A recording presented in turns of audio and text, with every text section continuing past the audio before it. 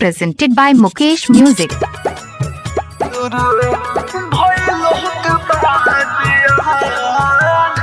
Music by Kantan Raj, Hajipur Baisali, mixed by Palvi Recording Studio, Madhya.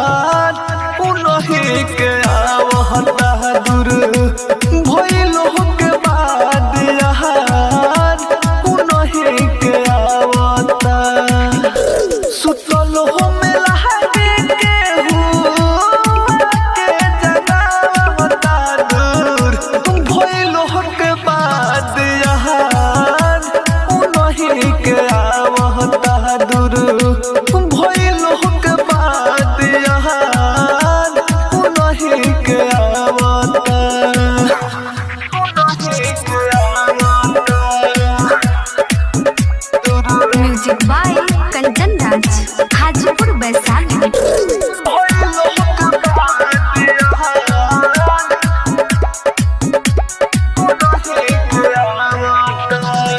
ना जाने कोई सन प्यार का जादू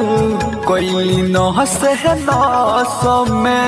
हमारे होवे है दिलवा है अमुना रोहे हमारा मौसम में हो ना जाने कोई सन प्यार के जादू कोई न हंसे है नौसों में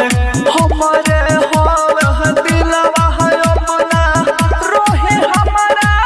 मौसम में उनका सिवा ना दूजा के हो भाता उनका सिवा ना दूजा के हो भाता दूर तुम भइलो के बाद यहाँ नहीं के आवता दूर तुम भइलो के बाद यहाँ नहीं के आवता Music by Kantan Raj, Hajipur Baisali.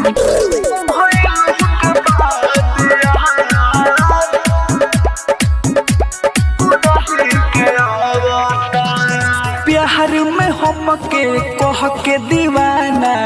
छोड़ दी होली ही साथ हो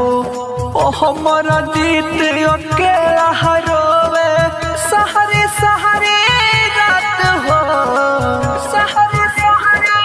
रात हो प्यार में हमके कह के दीवाना